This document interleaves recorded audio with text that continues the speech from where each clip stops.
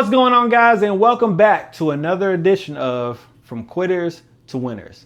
And on this Men's Mental Health Month edition of this video, we are talking about emotions. Now, we're going to break this video into two videos just because we're going to go a little bit deep for a second. Now, what I need you guys to understand is that a crucial part of under the umbrella of mental health is your emotions, right?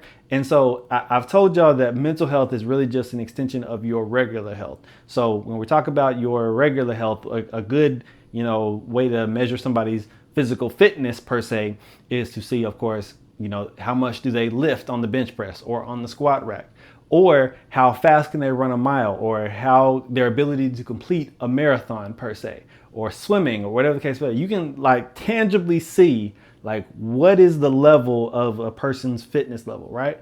But that put me in the mindset, okay, what is it for emotion? So I actually wrote it down, so I made sure not to forget it. So a way that I want to describe your emotional fitness per se is this: a man who can understand his own emotions and the emotions of others while not being controlled by them is the most powerful man in the room. I'm gonna say that again. A man who can understand his own emotions and the emotions of others while not being controlled by them is the most powerful man in the room. Now, I want to ask you a question. I want you to picture some of the most important men in your life, the most important men, the most impactful men in your life, good and bad.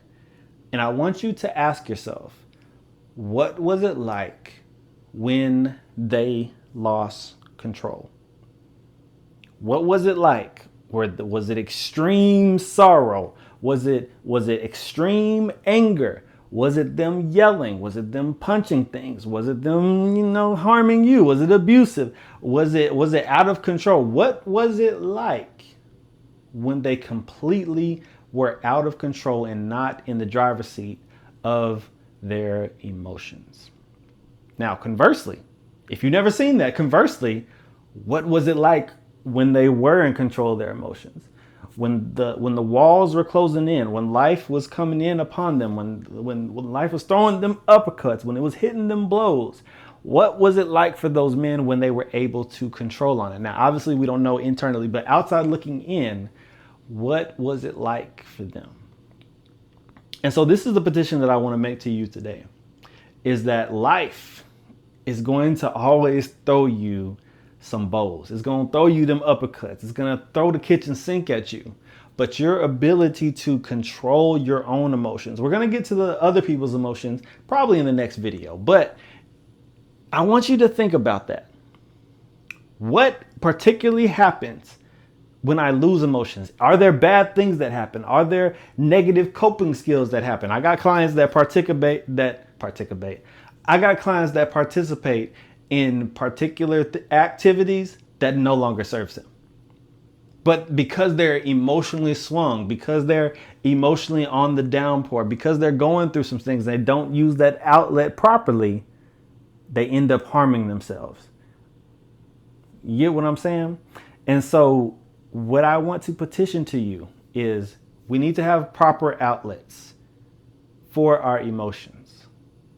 And so some of those outlets I want to give you are these particular categories. The first category is physical. In particular, when I first started my business, I remember going through a contract negotiation, and there was an email that came through that was a tad disrespectful, right? And I remember my emotions welling up. I remember thinking to myself, if I respond to this email or make this phone call, I'm not going to be able to deliver it in the most productive way that's going to get me the result that I need. So you know what I did? I closed my laptop and I went for a run. Why? Because it was that physical change. It was me being able to shift it, put this on the shelf, come back to it and say, you know what? I'm not in a great headspace. My body is getting hot. I'm getting a little mad. So I'm going to take this energy and place it into a different arena.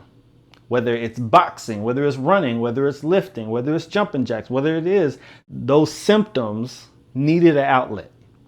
And so by going for that run, I was able to regulate and calm myself and be able to respond to that email in a way that got the job done, right? And so your physical outlets is one area. Another area is creative outlets. Whether you are a writer, whether you're a producer, whether you are physically making things, probably one of the most powerful tools that I use in my counseling sessions is art therapy. And the reason that I particularly use it is because I believe that art therapy gives emotions outlets without using a single word. It's crazy and powerful, the things that I've seen in those counseling sessions, but using a creative outlet, whatever it may be, for your particular person, it can be very powerful and help you start to figure out, especially if you're not good with labeling emotions.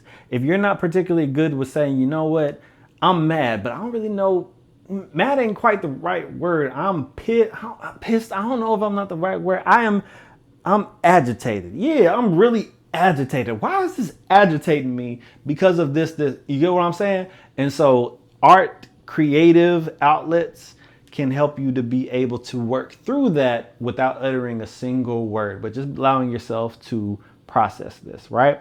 Another outlet that I want to talk about is particularly the mental outlet. So this is your writing it in a journal. This is your verbally talking it through in an empty chair technique. This is you sitting through and bouncing it out with somebody to properly be able to vent about it. This is you taking your mind and really processing it and really thinking it through and saying, okay, this is what's going on. This is how I'm feeling. I'm really feeling like this. This reminded me of this. This took me back to here. Being able to verbally, mentally process that, these three outlets together will help you to be able to give you control of the situation, because that's often what happens with our emotions, men in particular, and why we like to shove them down, because they take us out of control. And a lot of us have been hurt by people who have not been in control of their emotions. And we either are falling in the same pattern, or we're trying to course correct from the opposite direction and not feel emotions at all. Ouch. Yeah, I know I hit the nail on the head. But I want to give you these tools that we talked about today, because here's the thing.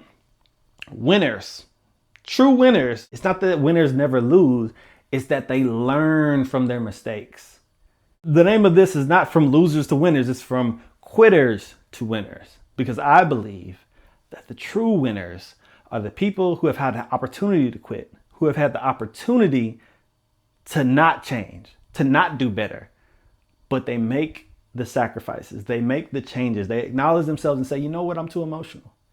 I have no control over my measure. I'm punching walls, I'm punching people, I'm cussing people out, I'm smoking all over, I'm doing all these things that are not productive to my life. So I'm going to look myself in the mirror and I'm gonna go from a quitter to a winner and give myself the outlets to regulate my emotions. I'll see you guys next week.